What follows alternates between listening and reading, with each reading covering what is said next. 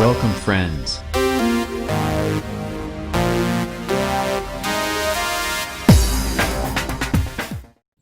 प्यारे विद्यार्थियों नमस्कार। मैं प्राध्यापक शांतिलाल बिश्नोई आपके अपने YouTube channel SLB Hindi tricky में आप सभी का हार्दिक स्वागत करता हूँ। प्रिय विद्यार्थियों, आज का अपना विषय है कक्षा 12 अनिवार्य हिंदी पाठ्यपुस्तक सृजन का अध्याय नंबर 15, जिसका शीर्षक है तौलिए उपेंद्रनाथ अश्क। तो तौलिए शीर्षक आज हम पढ़ेंगे। उपेंद्रनाथ अश्क का जन्म 1910 ईस्वी, जबकि इनकी मृत्यु 1996 ईस्वी में हुई। उर्दू में लेखन कार्य प्रारंभ करने वाले उपेंद्रनाथ अश्क हिंदी में लेखन हेतु मुंशी प्रेमचंद की प्रेरणा से अग्रसर हुए। तो मुंशी प्रेमचंद की प्रेरणा से अग्रसर हुए। राष्ट्रीय आंदोलन के झंझावती दौर में उनकी रचना धर्मिता का विकास हुआ, उनके रचना काल का विकास हुआ। उन्होंने कहानी, काव्य, नाटक, एकांकी, संस्मरण, आलोचना और अनुवाद इन सभी विधाओं में भरपूर कलम चलाई। नाटक एवं एकांकी विधा को नए आयाम देने वाले अश्क जी ने जनजीवन में व्याप्त रूढ़िवादिता, जड़ता और आडंबरों पर निर्ममतापूर्वक प्रहार करके मानसिक भावों और अंतर्द्वंद्वों का बखूबी चित्रण किया। उपेंद्रनाथ अश्क की प्रमुख रचनाओं की बात करें तो इनकी प्रमुख रचनाएं गिरती दीवारें, शहर में घूमता आईना, गर्म राख, सितारों के खेल ये इनके उपन्यास है। जबकि 70 श्रेष्ठ कहानियाँ, जुदाई की शाम के गीत, काले साहब, पिंजरा ये इनके कहानी संग्रह है। लौटता हुआ दिन, बड़े खिलाड़ी, जयपराज, स्वर्ग की झलक, भंवर ये इनके नाटक है। अंधी गली, मुखड़ा बदल गया और चरवाहे ये इनके एकांकी संग्रह है। एक दिन आकाश ने कहा, प्राय प्रदीप, दीप चलेगा, बरगद की बेटी और उर्मियाँ ये इनके काव्य संग्रह है। मंटो मेरा दुश्मन, फिल्मी जीवन की झलकियाँ ये इनके संस्मरण हैं। अन्वेषण की सहयात्रा तथा हिंदी कहानी एक अंतरंग परिचय ये इनका आलोचनात्मक ग्रंथ है। अब इस पाठ में क्या दिया हुआ है वो हम यहाँ पे पढ़ लेते हैं। प्रस्तुत एकांकी तौलिए में शिष्टाचार, सभ्यता और तहजीब के नाम पर फैल रहे आडंबर और खोखलेपन को बखूबी अभिव्यक्त किया गया है। बहुत बढ़िया शीर्षक है कहानी का, इस एकांकी का तौलिए। और इसमें क्या है, शिष्टाचार, सभ्यता और तहजीब के नाम पर फैल रहा जो आडंबर, दिखावा और खोखलापन है उस पर प्रहार किया है। तो बहुत बढ़िया प्रश्न बन रहा है। एकांकी, तौलिए एकांकी का मूल प्रतिपाद्य, उसका मूल उद्देश्य क्या है, उस पर किस पर व्यंग्य किया गया है, बोर्ड की दृष्टि से बहुत ही महत्वपूर्ण प्रश्न है। हमारी जीवन शैली में कृत्रिमता यानी एक तरीके का बनावटीपन और दिखावटीपन फैलता जा रहा है। रिश्तों की प्रगाढ़ता, रिश्तों की गहराई शिथिल होती जा रही है। स्वच्छता और सलीका पसंदगी का दिखावा हमारी आत्मीयता पर बोझ स्वरूप है। इन दिखावों में रिश्तों की गर्माहट लुप्त होती जा रही है। सहजता और सरलता से जीवन जीने में जो खुशी और आनंद मिलता है वह अन्यत्र दुर्लभ है। बहुत बढ़िया संदेश है इस एकांकी का कि सहजता और सरलता से जीवन जीने में जो खुशी और आनंद मिलता है वह अन्यत्र दुर्लभ है। जीवन का रहस्य बाह्य तड़क भड़क में नहीं बल्कि अंतर की प्रगाढ़ता में, अंतर की दृढ़ता में है। तो ये इस एकांकी से हमें प्रेरणा मिलती है, इस एकांकी से हमें ये संदेश मिलता है। फिर विद्यार्थियों में हर पाठ के साथ साथ बोर्ड की दृष्टि से महत्वपूर्ण प्रश्नों का भी जिक्र करता हूँ, उनको आप नोट करते जाएं। अब यहाँ पे आप शीर्षक देखिए तौलिए। तौलिए शीर्षक के प्रमुख एकांकी हो, नाटक हो, उसके पात्र होते हैं। तो पात्र कौन कौन है, पात्रों का भी कई बार चरित्र चित्रण पूछ लिया जाता है, तो उस बात का आप ध्यान रखें। वसंत, चिंटी, मधु, मंगला और सुरो ये इसके पात्र है जो मूल रूप से यहाँ पर 5 पात्र दिए हैं। यदा कदा बीच में भी पात्र आते रहते हैं। स्थान है नई दिल्ली। अब एकांकी की शुरुआत होती है तो वहाँ पे पर्दा होता है, एक जगह होती है, वहाँ का अपने को एकांकी हो, कहानी हो, उसमें मूल रूप से जो भी एकांकी के 6 तत्व हैं उनका हमें ध्यान रखना होता है। तो यहाँ पर देश, काल, परिस्थिति, स्थान आदि का जिक्र होता है, भाषा शैली का जिक्र होता है, कथोपकथन का होता है, चरित्र चित्रण का होता है। तो यहाँ पे इस एकांकी की शुरुआत है। पर्दा वसंत के ड्राइंग रूम से उठता है। ड्राइंग रूम न बहुत बड़ा है न छोटा है, बहुत सजा हुआ भी नहीं है। वसंत एक 250 मासिक पाता है, यानी 250 महीने की उसकी पगार है। पर नई दिल्ली के 250 मतलब डैश डैश करके छुड़ा है, तो बहुत अधिक बात इस डैश की पंक्ति में मिल जाती है। लेकिन वह फर्म का मैनेजर है, इसलिए टेलीफोन लगा है, इसलिए कमरा भी सजा है, बाई दीवार के साथ एक मेज लगी है और उस पर कागज पत्रों के अतिरिक्त टेलीफोन भी रखा हुआ है। मेज के इधर एक दरवाज़ा है जो अंदर कमरे में जाता है। मेज के उस ओर कोने में एक अंगीठी रखी है, किंतु शायद आग उसमें नहीं जल रही है, क्योंकि अंगीठी पर कपड़ा अत्यंत सुंदर है, उस पर सजावट की चीज़ें भी रखी हुई है, वैसी जैसी मध्यम वर्ग के घरों में होती है। तो ये एक मध्यम वर्ग परिवार है, लेकिन वे बिखरी नहीं है, करीने से लगी हुई है। 2 पीतल के गुलदान दूसरी वस्तुओं के अतिरिक्त अंगीठी के दोनों कोने पर रखे हुए हैं। इसी अंगीठी के एक कपड़े की लंबी झालर को छूता हुआ एक रेडियो सेट नीचे एक छोटी सी मेज पर रखा है, जिसके मेज पोस्ट का डिजाइन अंगीठी के कपड़े से मैच करता है और मधु की सुरुचि का परिचय देता है कि उसे किन बातों में रुचि है। अंगीठी के ऊपर दीवार पर एक कैलेंडर लटक रहा है, जिससे कि मेज पर बैठे हुए व्यक्ति के ऐन सामने पड़े। कैलेंडर को एक नज़र देखने से मालूम होता है कि यह एकांकी जिस वक्त चल रही है उस वक्त महीना है वो नवंबर का महीना है। तो नवंबर के महीने की बात है। कई बार प्रतियोगी परीक्षा में पूछ लिया जाता है कि तौलिए एकांकी में किस महीने की बात हो रही है, या जिस वक्त वह एकांकी दर्शाया जा रहा है, फिल्माया जा रहा है, उस समय कौन सा महीना चल रहा होता है। तो नवंबर महीने की बात है। अंगीठी के बराबर एक दरवाज़ा है जो रसोई में जाता है। इस दरवाजे से जरा हटकर सामने की दीवार के साथ एक बेंच के कोच का सेट है। इससे आगे एक तिपाई पड़ी है। सेट की गद्दियाँ सुंदर और सुरुचिपूर्ण हैं और तिपाई का कवर अंगीठी के कपड़े से मैच करता है। तो हर चीज़ किसी न किसी रूप में एक दूसरे से मैच कर रही है। इसका मतलब साफ है कि उनकी क्या रुचि है, उनका क्या दिखावा है, उनका क्या सलीका है, उनका क्या करीना है, वो यहाँ पे दृष्टिगोचर होता है। सामने दीवार के बाईं ओर कोच से जरा हटकर एक दरवाज़ा और है जो स्नान गृह को जाता है। बाई दीवार के साथ श्रृंगार की, वैसे ये अशुद्ध शब्द है श्रृंगार की मेज लगी है। श्रृंगार शब्द ऐसे होता है, मैं आपको बता दूं, कई बार आपके काम आएगा। ये श्रृंगार शब्द शुद्ध है, जबकि यदि हम श्रृंगार इस प्रकार लिखते हैं श्रृंगार, तो ये श्रृंगार शब्द अशुद्ध है। तो श्रृंगार की मेज लगी है जिसमें वसंत और मधु दोनों अपने टॉयलेट का काम ले लेते हैं। इसके ऊपर खूंटियों पर तौलिए टंगे हैं। तो यहाँ से इस एकांकी की शुरुआत होती है। मेज के दोनों ओर 1-2 कुर्सियाँ पड़ी है। दाईं दीवार के इधर को एक दरवाज़ा है जो बाहर जाता है। तो एक बात साफ है, दरवाजे पे दरवाज़ा है। पर्दा उड़ते समय हम वसंत को श्रृंगार की मेज पर बैठे हजामत बनाते देखते हैं, यानी सेविंग बनाते देखते हैं, हजामत। वास्तव में वह हजामत बना चुका है और तौलिए से मुँह पहुँच रहा है। तभी रसोई के दरवाजे से स्वेटर बुनती हुई मधु का प्रवेश होता है। मधु क्या कहती है, या फिर आपने मदन का तौलिया उठा लिया। मैं कहती हूँ कि आप दूसरे का तौलिया काम में मत लिया करो। वसंत मुंह पहुँचते पहुँचते रुक कर, ओहो ये कमबख्त तौलिए, मुझे ध्यान ही नहीं रहता। बात यह है, हंसता है, कि मदन के तौलिए छोटे हैं और हजामत, मतलब फिर डैश डैश की ये पंक्तियाँ कह रही है, टिक टिक की पंक्तियाँ कह रही है कि मदन के तौलिए छोटे हैं और हजामत के लिए बहुत अनुकूल है। मतलब इनका मतलब खाली छोड़ने का मतलब यह है कि वो आगे कुछ भी बात आप कह सकते हो। मधु चिढ़कर, और हजामत के तौलिए कैसे हैं जी, आपकी हजामत के तौलिए कैसे हैं? जरा आँख खोल कर देखिए, हजामत के तौलिए कितने रंगीन हैं, 20 यूँ तो धारियाँ पड़ी हुई है उसमें, और मदन के तौलिए कितने सादे और कितने गंदे, कितने कुरूप है। वसंत, लेकिन रोएदार तो नहीं है ना?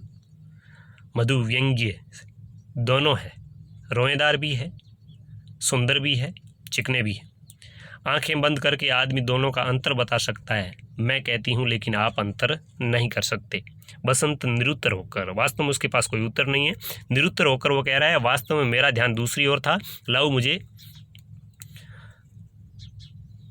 मुझे हजामत की तौली दे दो, कहाँ है, मुझे दिखाई ही नहीं दिया।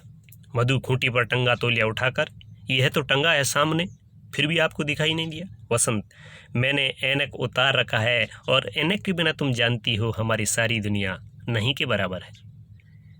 खिसियानी हंसी हंसता है।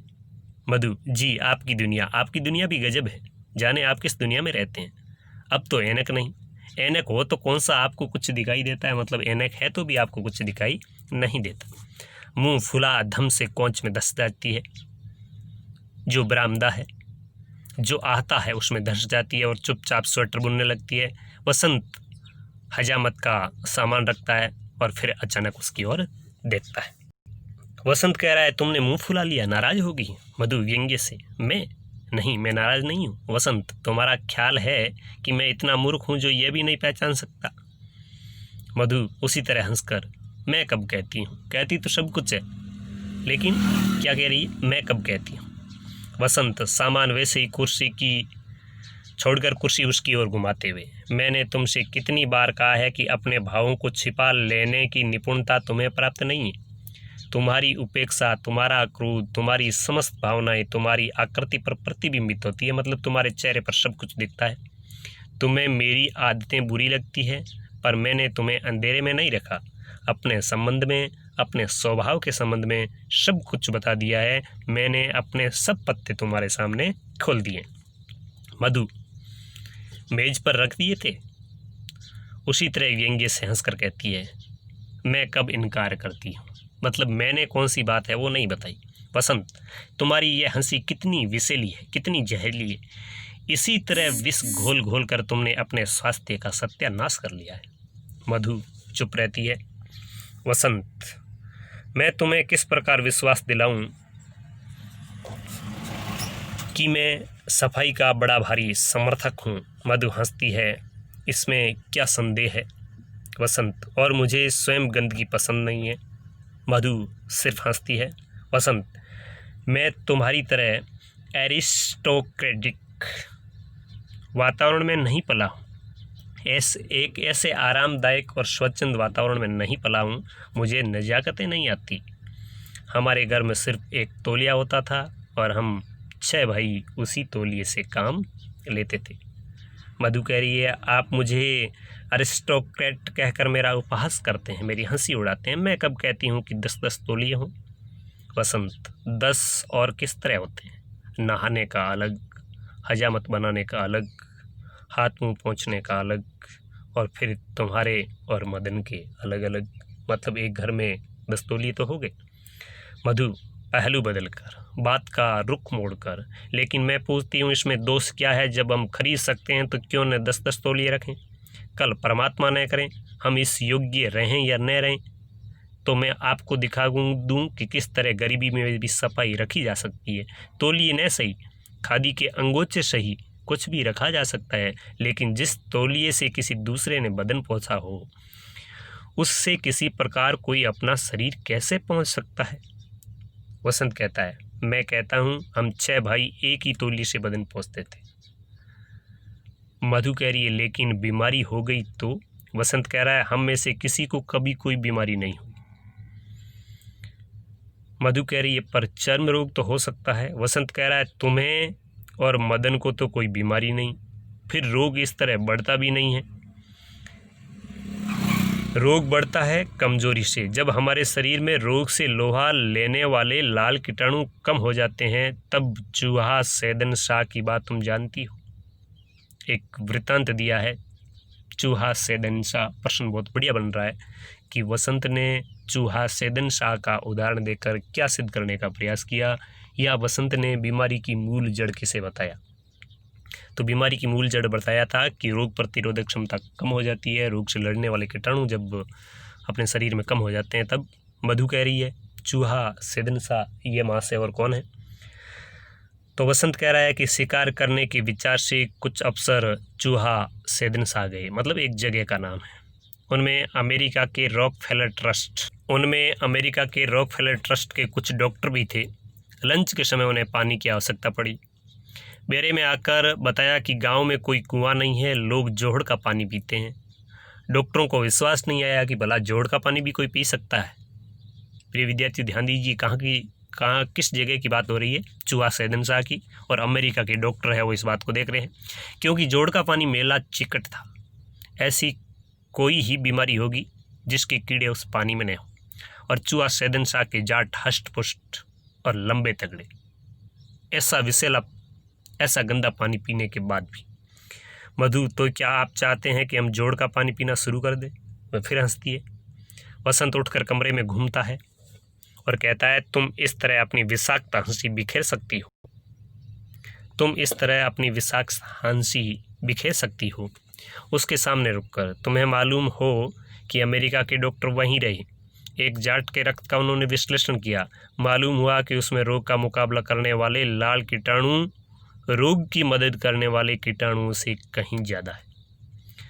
तब उन्होंने वहाँ के लोगों की खुराक का निरीक्षण किया, पता चला कि वे अधिकतर दही और लस्सी का प्रयोग करते हैं और दही में बहुत सी बीमारियों के कीटाणुओं को मारने की शक्ति है। बीमारी का मुकाबला इन नजाकतों और नफासतों से नहीं होता, बल्कि शरीर में ऐसी शक्ति पैदा करने से होता है जो रोगों के आक्रमण का प्रतिविरोध कर सके, वह फिर घूमने लगता है। तो बहुत बढ़िया प्रश्न है मधु। मैंने चूहा सेदन साथ की बात सुन ली। मेले तौलिए से शरीर में लाल कीटाणु फैलें या श्वेत, मुझे इससे कोई मतलब नहीं है। मैं तो इतना जानती हूँ कि बचपन से ही मुझे सफाई पसंद है और मामा जी से मैंने यही सीखा है। वसंत, मेज के कोने का सहारा लेकर तुमने फिर अपने मामा और मौसी की कथा छेड़ी, माना वे विलायत से आए हों, विदेश से आए हों।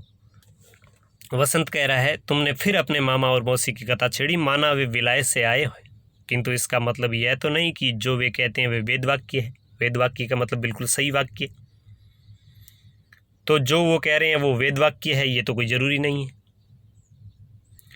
उस दिन तुम्हारे मौसा आए थे, उन्होंने हाथ धोए तो मैंने कहीं भूल से तौलिया पेश कर दिया। मधु के पास जाकर वो कहते हैं उन्होंने दांत निपोर दिए नकल उतारते हुए, मैं किसी दूसरे के तौलिए से हाथ नहीं पहुँचता, और वे अपने रुमाल से हाथ पहुँचने लगे। मैं पूछता हूँ अगर वे उस तौलिए से हाथ पहुँच लेते कौन सी बीमारी उनकी चिमट जाती। मधु, अब यह तो मैं नहीं कह सकती। वसंत, तुम्हारे मामा जी वापस जाकर फिर मेज पर बैठ जाता है। तुम्हारे जाने के एक दिन बाद मैं उनके यहाँ गया, रात वहीं रुका। दूसरे दिन मुझे सीधे दफ्तर आना था। कहने लगे हजामत यही बना लो। मैंने कहा मैं एक दिन छोड़कर हजामत बनाता हूँ, मुझे कोई ऐसी ज़रूरत नहीं। जब उन्होंने अनुरोध किया तो मैंने कहा अच्छा बना लेता हूँ। तब वे एक निकृष्ट सा रेजर लाए और कहने लगे नकल उतारते हुए, मैं अपने रेजर से किसी दूसरे को हजामत नहीं बनाने देता, इसलिए मैंने मेहमानों के लिए दूसरा रेजर रख छोड़ा है। क्रोध के मारे मेरा रक्त खोल उठा। मैंने आपको रोककर मैंने केवल इतना कहा रहने दीजिए, मैं घर जाकर सेव कर लूँगा।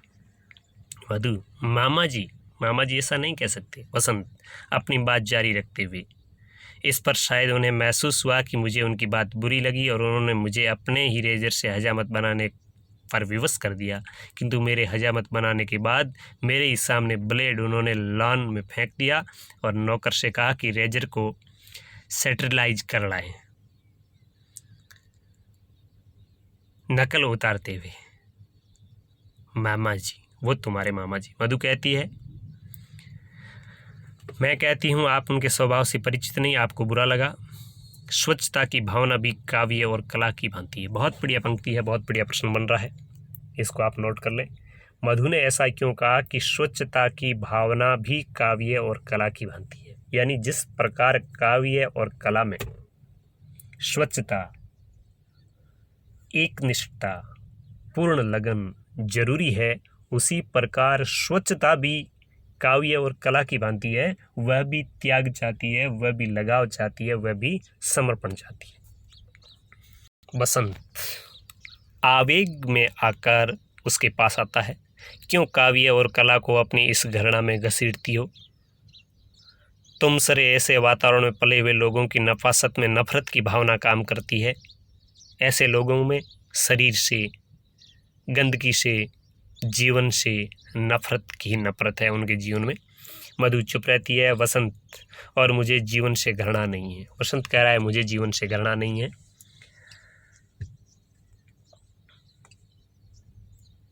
मुझे शरीर से भी घृणा नहीं है। मैं सच कहता हूँ, मुझे गंदगी से भी घृणा नहीं है।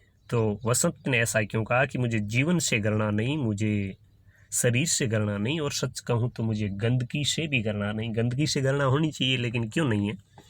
मधु कहती है, हंसती है और कहती है तो फिर कूड़ों के ढेर पर बैठिए। वसंत फिर कुर्सी पर जा बैठता है और कुर्सी को और समीप लाता है और कहता है मुझे गंदगी से घृणा नहीं, किंतु मैं गंदगी पसंद नहीं करता। बड़ा नाजुक सा फर्क है। गंदगी से घृणा नहीं हो रहा, गंदगी को पसंद नहीं करना।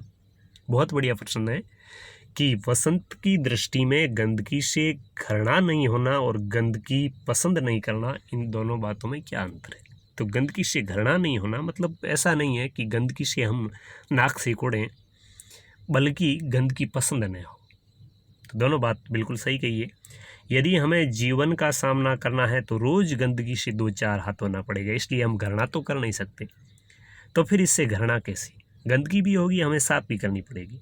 जिन गरीबों को तुम अपने बरामदे के फर्श पर भी पाँव नहीं रखने देती हो, मैं उनके पास घंटों बैठ सकता हूँ। तो ये है फर्क।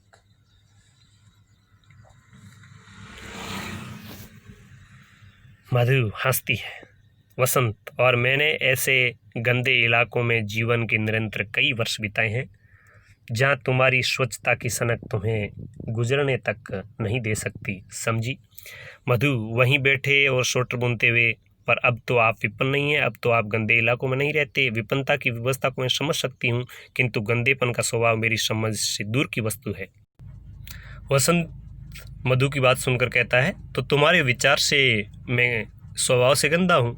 मधु उसी विषैली हंसी के साथ कहती है, मैं कब कहती हूँ, मैं कब कहती हूँ। ये एक तरीके से मधु का तकिया कलाम बन चुका है। वसंत वहाँ से खड़ा हो जाता है और कहता है, ऐसे दिन मुझ पर आए हैं जब एक बनियान पहने मुझे कई दिन गुजर जाते थे, उसे धोने तक का अवकाश नहीं मिलता था। अब तो मैं दिन में 2 बार बनियान बदल लेता हूँ। अगर यह गंदेपन की आदत है तो मुझे, मतलब वसंत कहना चाहता है, तो मुझे इस आदत पर गर्व है। मधु उसी हंसी के साथ फिर कहती है, मैं कब कहती हूँ।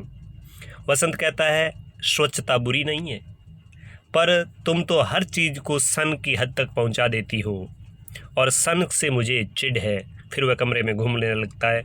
बनियानों और तौलियों की कैद मैंने मान ली, किंतु यदि मैं गलती से बनियान न बदल पाऊँ या गलत तौलिया ले लूँ तो इसका मतलब यह कदापि नहीं है कि मैं स्वभाव से गंदा हूँ। मेरे इस स्वभाव पर तुम्हें मुंह फुलाकर बैठ जाना या अपनी हंसी, विषैली हंसी है, वो बिखेरना चाहिए, ये कदापि उचित नहीं है। मधु चुप रहती है। बसंत रेडियो के पास से,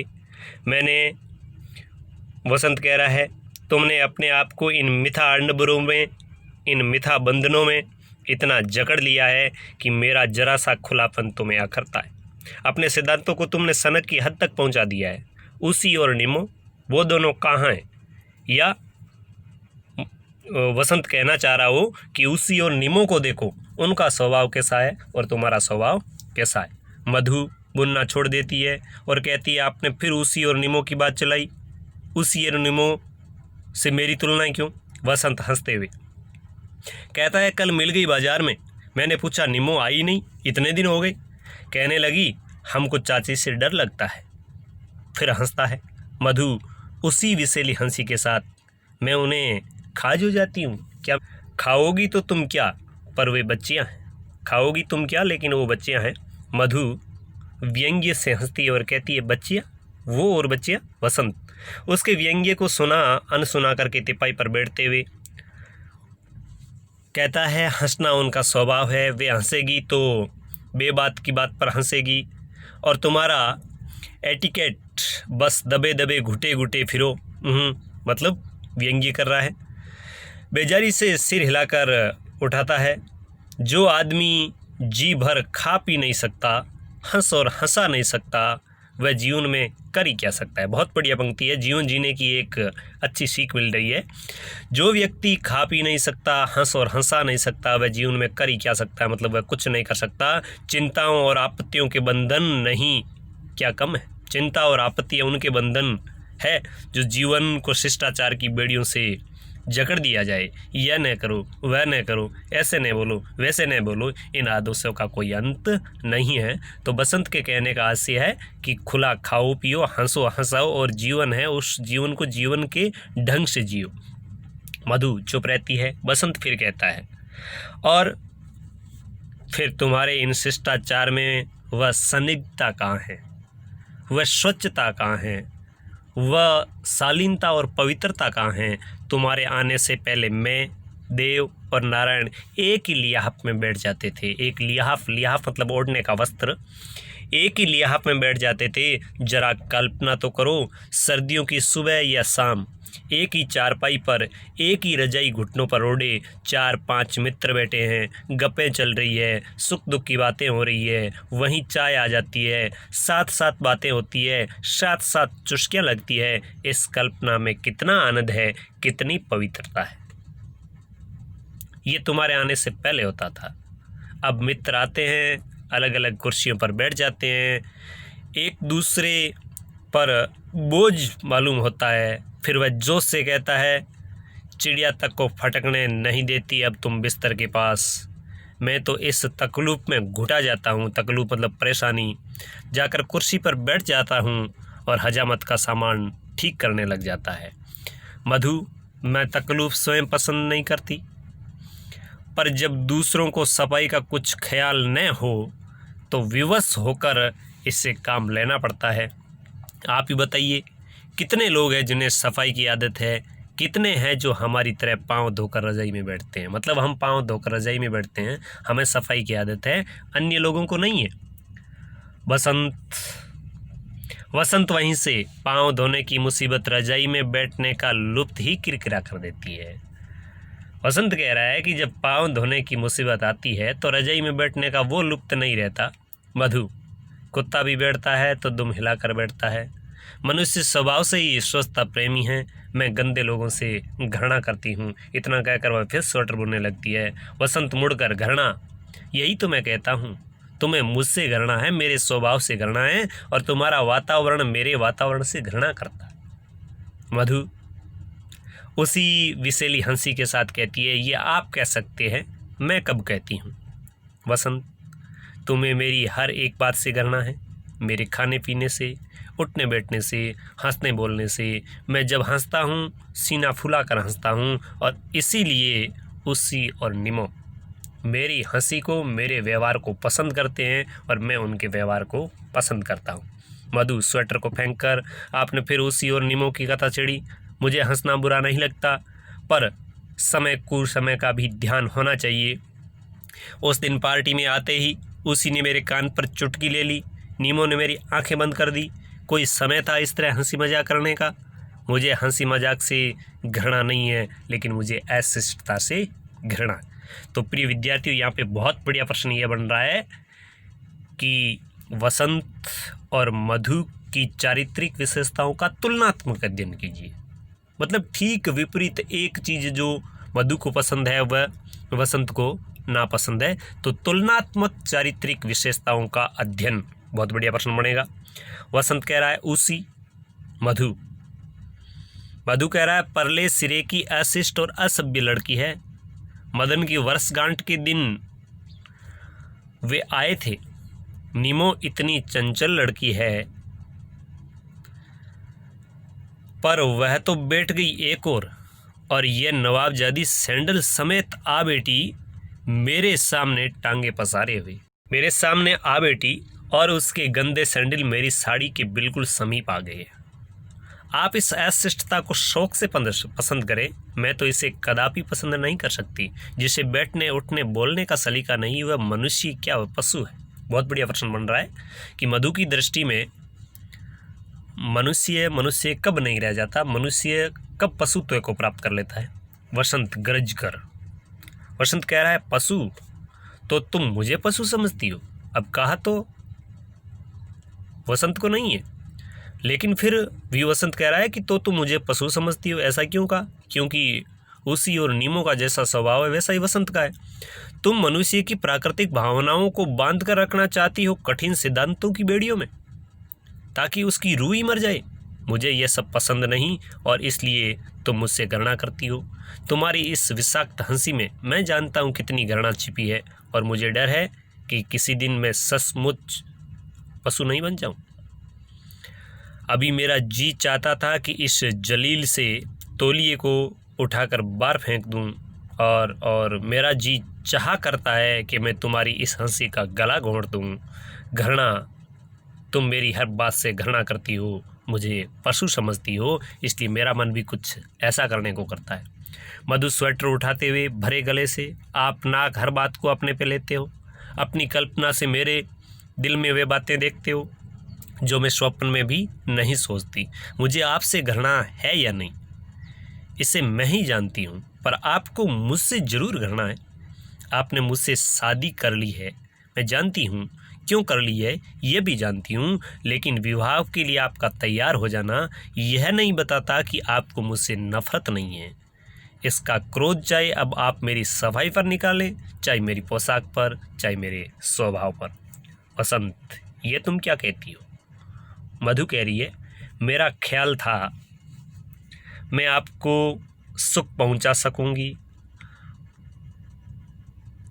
मैं आपको सुख पहुंचा सकूंगी, आपके अव्यवस्थित जीवन को व्यवस्था सिखा दूंगी। देखिए, बहुत बढ़िया प्रश्न है। मधु का जीवन व्यवस्थित है जबकि वसंत का जीवन अव्यवस्थित है, और मधु चाहती है कि मैं वसंत के अव्यवस्थित जीवन को व्यस्त बना दूंगी, उसको व्यवस्था सिखा दूंगी, किंतु मैं देखती हूँ कि मेरे समस्त प्रयास विफल है। आपको इस गंदगी और इस अव्यवस्था में सुख मिलता है।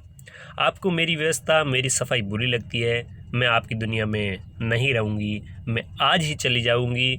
उठ खड़ी होती है, टेलीफोन की घंटी बजती है। बसंत जल्दी से जाकर चोंगा उठाता है। वसंत कहता है, हेलो हेलो, जी जी। मधु नौकरानी को आवाज़ देती हुई कहती है, मंगला।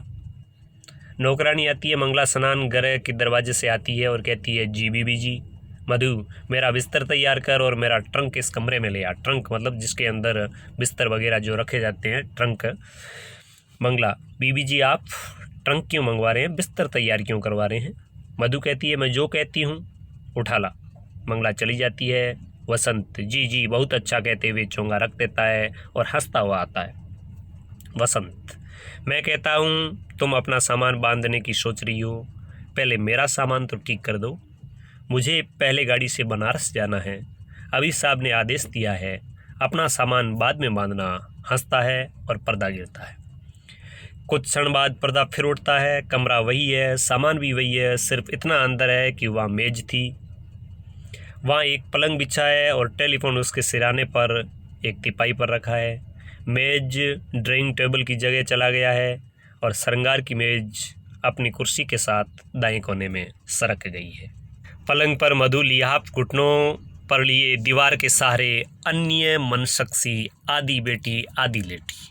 अन्य मनसक, जिसका मन किसी अन्य में रम गया हो, अन्य विचारों में खो गया हो, अन्य मनसक सी आधी बेटी आधी लेटी है। प्रिय विद्यार्थियों, यह स्थिति उस समय की है जब वसंत के कार्यालय से फ़ोन आता है और वह अपने कार्यस्थल पर पुनः लौट जाता है। तो वसंत के लौटने के बाद जो एक वियोग की अवस्था होती है, जो मधु पहले इतनी चिढ़ कर रही थी, इतनी घृणा कर रही थी, इतनी उसे अस्वच्छता है वो पसंद नहीं थी, अब वह एकांत में है और वह अपने पलंग पर घुटनों तक लिहाफ ओढ़े हुए आधी लेटी और आधी बैठी सी अन्य मनसक भाव से बैठी है। कुछ क्षण बाद वह कैलेंडर की ओर देखती है। उसकी दृष्टि का अनुसरण करते ही मालूम होता है कि जनवरी का महीना और नया साल चढ़ गया था। तो पहले नवंबर की बात थी जब वाद विवाद होता रहा था मधु और वसंत में, अब है वो जनवरी का महीना है। अब मधु है यहाँ लेकिन वसंत यहाँ नहीं है, जिसका मतलब यह है कि मधु को हम 2 महीने बाद देख रहे हैं। बाहर का दरवाज़ा खुला है, तीखी हवा अंदर आ रही है। लिहाफ को कंधों तक खींचते हुए मधु नौकरानी को आवाज़ देती है, मंगला मंगला, लेकिन आवाज़ इतनी हल्की है शायद मंगला तक नहीं जाती। मधु रजाई लेकर लेट सी जाती है और कुछ क्षण बाद मंगला आती है। मंगला कह रही है, जी बीबी, यह आप उदास उदास क्यों हैं? मधु लेटे लेटे जरा सिर उठाकर कहती है, मंगला ये किवाड़ बंद कर दो, बर्फ सी हवा अंदर आ रही है। मंगला किवाड़ बंद करते हुए, मेरी बात का उत्तर नहीं दिया आपने बीबी जी। मधु, यूँ ही कुछ तबीयत उदासी है। मंगला, कोई पत्र आया बाबूजी का? तो ये वाक्य किसका है? मंगला का। किससे पूछ रही है? मधु से। और बाबूजी यहाँ पे कौन है? बाबूजी यहाँ पे है वसंत।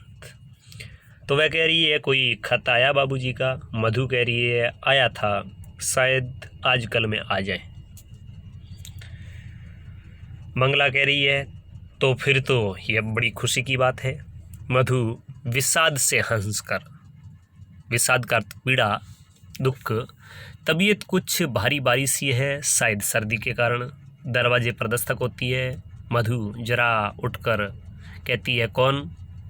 सुरु बाहर से बोलती है दरवाज़ा तो खोलो।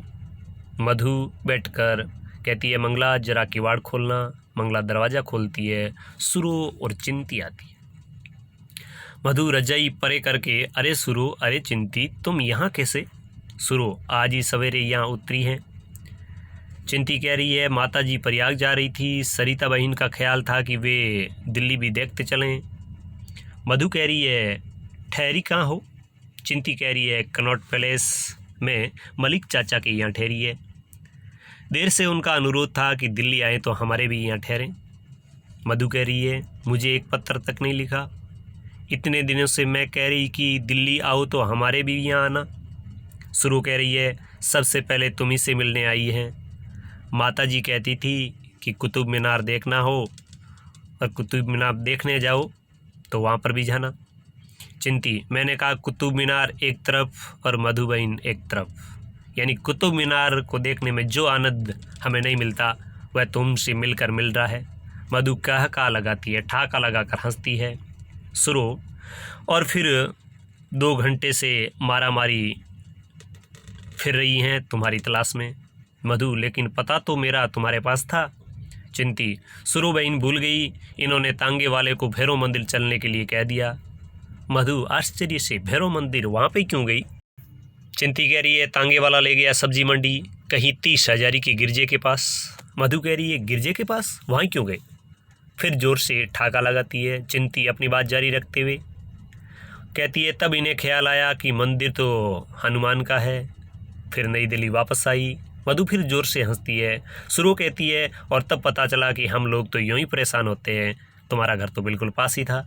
मधु तुम लोग भी मैं कहती हूँ गजब के हो। फिर जोर से हंसती है। सुरु यह इतना हंसना तुम कहाँ से सीख गई?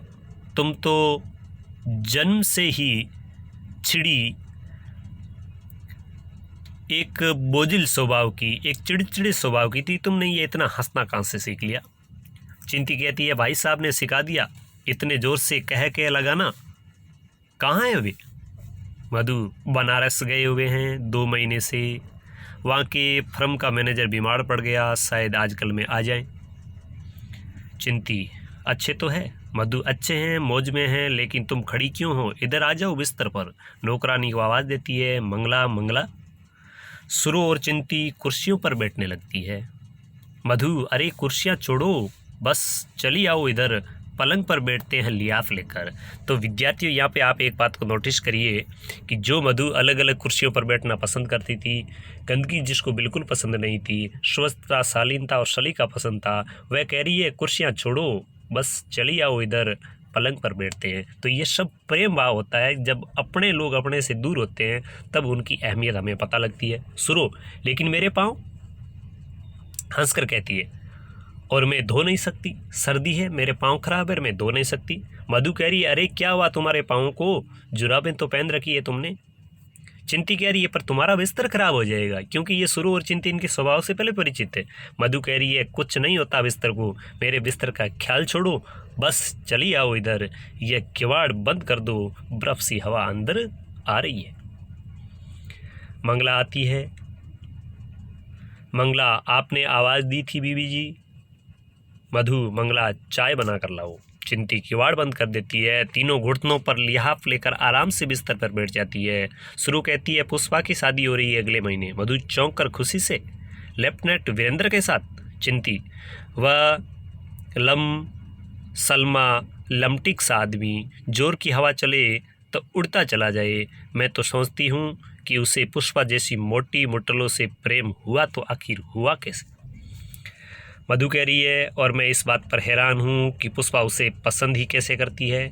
चेहरे पर तो उसकी मनहूसियत बरसती रहती है और मालूम होता है जैसे का मतलब कुछ भी हो सकता है जो आगे की बातों में कहा जा सकता है। चिंती परसों स्नान करे का मुँह न देखा हो ऐसा सब हंसती है। मंगला चाय की ट्रे लाती है। मंगला कहाँ लगाऊं चाय बीबी जी? मधु वहाँ मेज पर रख दो, एक एक प्याला बनाकर हमें दो, ये तिपाही सरका कर इस पर बिस्कुट रख दो।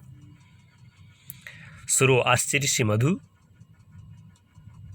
कह रही है अरे उठकर कहाँ जाओगी, यहीं बैठी रहो, इस गर्म बिस्तर से उठकर डाइनिंग टेबल पर जाने में चाय का मज़ा चला जाएगा। चिंती उठने को प्रयास करते हुए हल्के से क्रोध से, मधु ये तुम क्या कहती हो? मधु कह रही है, हटाओ भी, अब बैठे रहो यहीं पर। चिंती व्यंग्य से, तो विवाह के बाद रानी मधुमालती ने अपने सब सिद्धांत बदल डाले। तो यहाँ पर मधुमालती कौन है? ये मधु ही है। अब डाइनिंग टेबल के बदले बिस्तर पर ही चाय पीती है और बिस्तर पर ही खाने का नौसवी फरमाती है। शुरू कहाँ तो यह है कि पानी का गिलास भी पीना हो तो डाइनिंग रूम की ओर भागती थी, और कहाँ यह कि चाय और बिस्किट बिस्तर पर खा रही है। मधु, अरे क्या रखा है इस तकल्लुफ में? सच कहो, इस समय किसका जी चाहता है कि इस नर्म नर्म बिस्तर से उठकर डाइनिंग टेबल पर जाए? लो बिस्कुट लो, चाय का प्याला उठाओ, ठंडी हो रही है। सब चाय के प्याले उठा लेती है और चाय पीते पीते बातें होती रहती है। शुरू मैं पूछती हूँ, अगर चाय बिस्तर पर गिर जाए तो? मधु कह रही, तो क्या हुआ, चादर धुलवाई जा सकती है। और फिर किसी दिन सहसा पेश आने वाली दुर्घटना के भय से कोई अपने रोज के सुख और आराम को छोड़ तो नहीं सकता ना।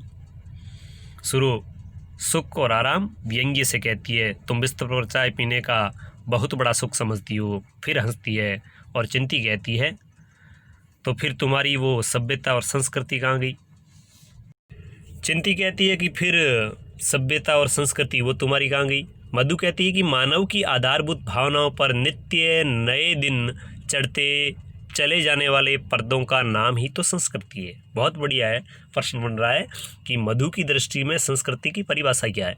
तो वह कह रही है कि मानव की आधारभूत भावनाओं पर नित्य नए दिन चढ़ते चले जाने वाले जो पर्दे हैं उनका नाम ही संस्कृति है। सोसाइटी यानी समाज के एक वर्ग के लिए दूसरा वर्ग सदैव असभ्य और असंस्कृत रहेगा।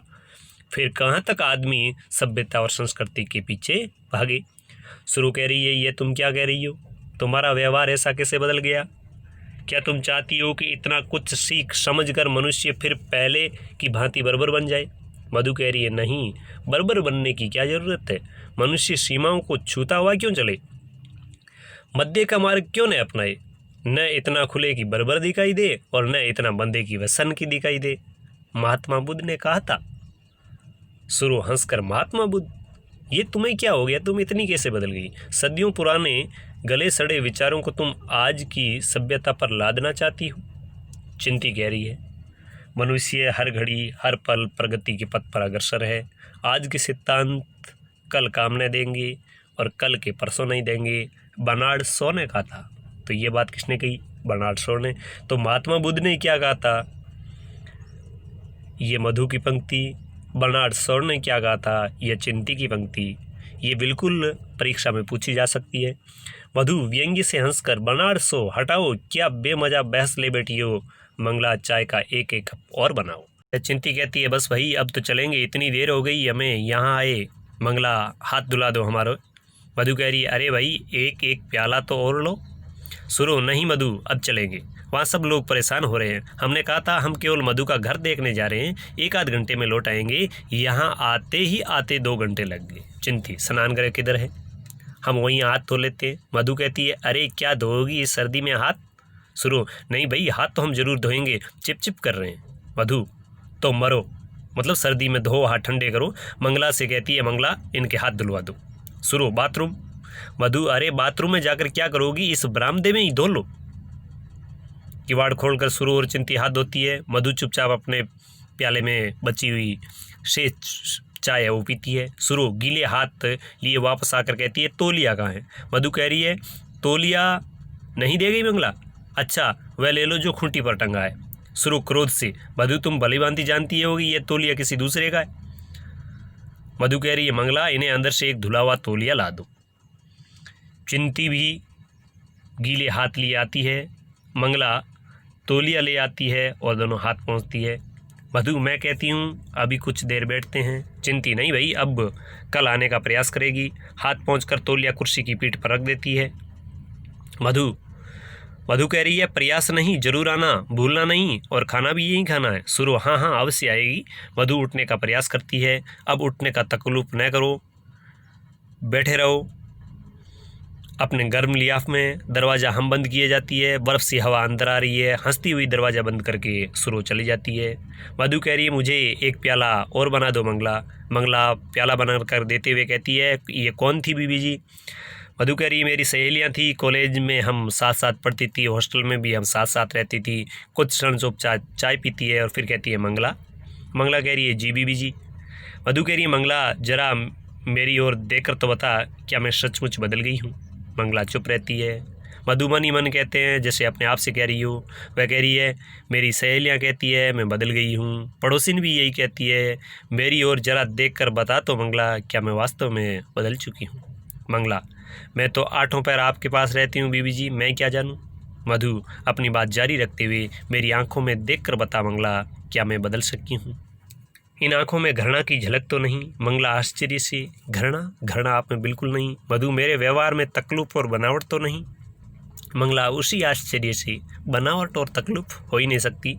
मधु कह रही है तकल्लुफ़, बनावट, नफरत, तीनों को मैं अपने दिल से निकाल देना चाहती हूँ जैसे अपने आप से कह रही हो। 2 महीने पहले वे इसी बात पर मुझसे लड़कर चले गए थे। कौन? वसंत। मंगला क्या कहती हो बीबी जी आप? बाबूजी तो नौकरी से गए हैं, काम से गए हैं। मधु शून्य में देखते हुए, खुले आसमान में देखते हुए कहती है उनका क्रोध अभी तक नहीं उतरा। इन 2 महीनों में उन्होंने मुझे एक भी पत्र नहीं लिखा। मंगला एक पत्र नहीं लिखा? लेकिन आप तो कह रही थी कि उन्होंने पत्र लिखा है। मधु व्यंग्य से उन्होंने पत्र लिखा है, लेकिन क्या लिखा? मैं कुशल से हूँ, अपनी कुशल का पता देना। या उन्होंने लिखा मैनेजर बीमार है, यूं ही स्वस्थ हुए चला आऊँगा। इन्हें तुम पत्र लिखना कहती हो? वे मुझसे नाराज़ है, उनका ख्याल है कि मैं उनसे घृणा करती हूँ। मंगला कुछ भी समझने में असफल होते हुए कहती है कि घृणा कौन सी घृणा? मधु यदि मैं बचपन से ही ऐसे वातावरण में पली हूँ जहाँ सफाई और सलीके का बेहद ख्याल रखा जाता है तो इसमें मेरा क्या दोष है? लगभग भरे हुए गले से रुआं सी आवाज़ में वे सफाई और व्यवस्था की मेरी इच्छा को घृणा बताते हैं। मैं बहुत तेरा यत्न करती हूँ कि इस सब सफाई वफाई को छोड़ दूँ, इन तकल्लुफ़ात को तिलांजलि दे दूँ, पर अपने इस प्रयास में कभी कभी मुझे अपने आप से घृणा होने लगती है। लंबी सांस भरकर कहती है बचपन से जो संस्कार मैंने पाए हैं उनसे मुक्ति पाना मेरे लिए उतना आसान नहीं है। अचानक दृढ़ता से कहती है पर नहीं, मैं इन सब वहमों को छोड़ दूंगी, पुरानी आदतों से छुटकारा पा लूँगी। वे समझते हैं मैं उनसे नफरत करती हूँ। तो प्रिय विद्यार्थियों, इस पद से हमें यह पता लगता है कि मनुष्य में आदत कैसी भी हो, स्वभाव कैसा हो, उसको मनुष्य यत्न के द्वारा, प्रयत्न के द्वारा बदल सकता है। मंगला ये आप क्या कह रहे हैं बीबी जी? मधु कह रही हैं वे समझते हैं मैं उनसे स्वभाव से, उनके वातावरण से, उनकी हर बात से घृणा करती हूँ। मधु सिसकने लगती है मैं इन 2 महीनों में अपने आप को बदल डाला है, अपने आप को मैं बिल्कुल बदल लूँगी और अपने आप को बिल्कुल बदल डाला है। अचानक दरवाज़ा खुलता है, वसंत का प्रवेश होता है। वसंत हेलो मधु, क्या हाल चाल है जनाब के? मंगला से कहते हैं मंगला तांगे से सामान उतरवाओ और जेब से पैसे निकालते हुए ये लो 150 रुपया तांगे वाले को दे दो। मंगला पैसे लेकर चली जाती है। वसंत फिर मधु के पास आते हुए कहो भाई क्या हाल चाल है, ये सूरत कैसी रोनी सी बना रखी है, जी कुछ खराब है क्या?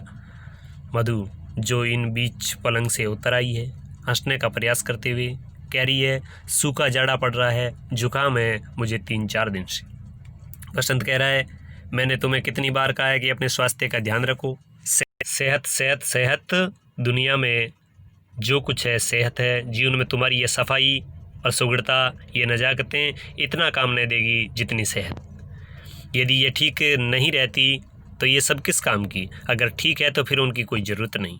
अपने कथन की बारीकी का स्वयं आनंद लेता है, फिर जैसे उसने पहली बार कमरे को अच्छी तरह देखा हो। अरे ये काया पलट कैसी, ये पलंग ड्राइंग रूम में कैसे आया और ये ट्रे और प्याले पलंग पे कैसे पड़े? मधु कह रही है मैंने पलंग इधर बिछा दिया है कि आप और आपके मित्रों को ज़रा कष्ट न हो, मजे से लिहाफ लेकर बैठिए, टेलीफोन आपके सिराने रहेगा। वसंत उल्लास से वाह, मैं कहता हूँ तुम तो बेहद अच्छी हो।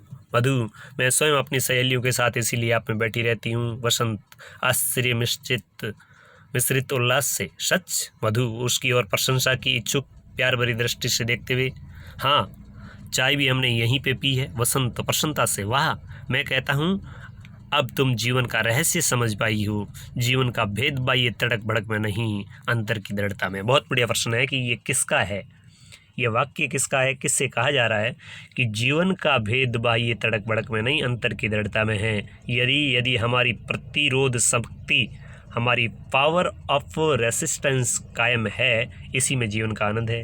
मधु, चाय भी अब यहीं पिया कीजिएगा अपने नर नर बिस्तर पर। वसंत उल्लास से, वाह वाह, अब इसी बात का तुम मंगला से कहो कि मेरे लिए चाय पानी रखे। मधु, अब आप नाराज़ तो नहीं? वसंत आश्चर्य से, नाराज़ और मैं हो ही नहीं सकता। मधु कह रही, आप इतने दिनों तक मन में गुस्सा रखते हैं, ये मैंने कभी स्वप्न में नहीं सोचा।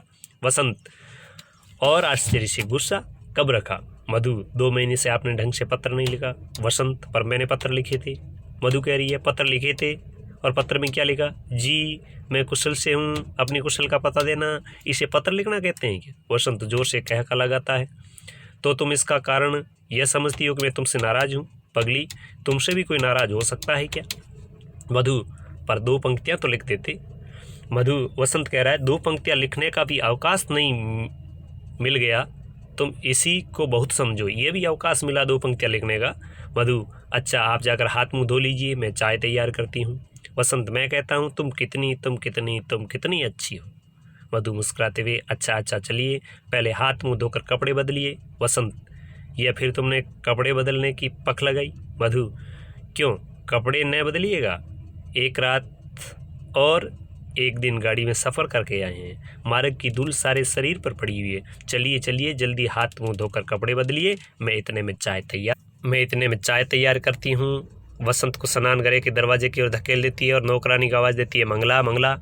मंगला दूसरे कमरे के दरवाजे से झांकती है, जी बीबी जी। मधु, सामान रखवा दिया या नहीं? जी बीबी जी, रखवा दिया। मधु कह रही, ये ट्रे और प्यालियाँ उठा, पानी तो चाय का ठंडा हो गया होगा। बाबूजी उधर हाथ मुंह धोने गए हैं, मैं और पानी रखती हूँ। इतने में ये पानी फेंक कर चायदानी और प्याली अच्छी तरह धोला। मंगला ट्रे आदि उठाकर जाती है, एक चम्मच गिर जाता है। मधु कुश्ती के स्वर में, ये चम्मच फिर फर्श पर गिरा दिया तूने, 20 बार कहा है चमचा नहीं गिराया कर, फर्श पर चिपचिप होने लगती है। अब ट्रे बार रखकर इस जगह को गीले कपड़े से धो डाल। वसंत स्नान करे से, अरे भाई साबुन कहाँ है? मधु, ध्यान से देखिए, वहीं तख्ती पर पड़ा है। वसंत, वहीं से, और तौलिया? मधु, हाथ मुंह धो आइए और इधर कमरे में सूखा नया तौलिया लेकर पहुंच लीजिए। मंगला कपड़े का टुकड़ा भिगो कर लाती है, चुपचाप फर्श साफ करने लगती है। मधु कह रही है, तो फर्श साफ करके चायदानी और प्यालियाँ धो डाल, मैं पानी रखती हूँ चाय का। रसोई दरवाजे से चली जाती है। कुछ क्षण तक मंगला चुपचाप फर्श साफ किए जाती है। फिर वसंत हाथ मुंह धोकर कुर्ते की आस्तीनें बाहें चढ़ाता हुआ गुनगुनाता हुआ आता है। क्या गाना गुनगुनाता है? हिंडोला कैसे झूलूं मेरा जिया डोले रे, मैं झूला कैसे झूलूं मेरा जिया डोले रे। और अपने ध्यान में मग्न कुर्सी की पीठ पर पड़े उस तौलिए से मुंह पोंछने लगता है, जिससे सुरों और चिंती हाथ मुंह पहुँच कर गई है। मधु, रसोई खाने से ये केतली कैसी बना रखी है मंगला तूने? मनो तो मेल जमी हुई है पेंदे में। केतली हाथ में लिए आती है, तुझे कभी बर्तन न साफ करने आएंगे मंगला? कितनी बार कहा है सफाई का ध्यान रखा कर। अचानक वसंत को सुरों वाले तौलिए से मुंह पहुँचते देखकर लगभग चीखते हुए, यह सूखा नया तौलिया लिया है आपने? मैं पूछती हूँ, आप सूखे और गीले तौलिए में भी तमीज नहीं कर सकते? अभी तो सुरों और चिंती चाय पीकर इस तौलिए से हाथ पहुँच कर गई है। वसंत घबरा कर, तुरंत नया। मधु, नया तौलिया उधर कमरे में टंगा है। वसंत, ओहो ये कमबख्त तौलिए भी क्या गजब की चीज़ें, बार बार आगे आ जाते हैं, मुझे ध्यान ही नहीं रहता। वास्तव में दोनों तौलिए साफ है, मुझे पता ही नहीं लगा। मधु, जी साफ है, जरा आंख खोल कर देखिए, गीले और सूखे का भेद होगा आपको। वसंत, मैंने ऐनक उतार रखी है और ऐनक के बिना तुम जानती हो कि सारी दुनिया खिस यानी हंसी हंसता है। मधु कह रही है, जी आपकी दुनिया, जाने आप किस दुनिया में रहते हैं। अब तो ऐनक है और ऐनक नहीं होती है तो कौन सा आपको दिखता है? ऐनक नहीं होती है तो कौन सा आपको कुछ दिखाई देता है? मुंह फुलाकर धम से कौच में धंस जाती है। वसंत, ये तुमने फिर मुंह लटका लिया, नाराज हो गई क्या? मधु व्यंग्य से हंसकर, नहीं मैं नाराज नहीं हूँ। वसंत चिल्लाकर कहता है, तुम्हारा ख्याल है मैं इतना मूर्ख हूँ जो यह भी नहीं पहचान सकता? मतलब मैं सब कुछ पहचानता हूँ। इतना वार्तालाप होते ही अचानक पर्दा गिरता है और एकांकी है उसका समापन होता है। तो प्रिय विद्यार्थियों, ये था तौलिए एकांकी उपेंद्र नाथ अस का लिखा हुआ पाठ बहुत ही रोचक शैली में, बहुत ही रोचक ढंग से आपको पढ़ाने का प्रयास किया। आपको कैसा लगा ये पाठ कमेंट बॉक्स में अपनी राय जरूर दें और महत्वपूर्ण प्रश्नों को नोट करके उनके आप उत्तर भी अपनी नोटबुक में ज़रूर लिखें। धन्यवाद।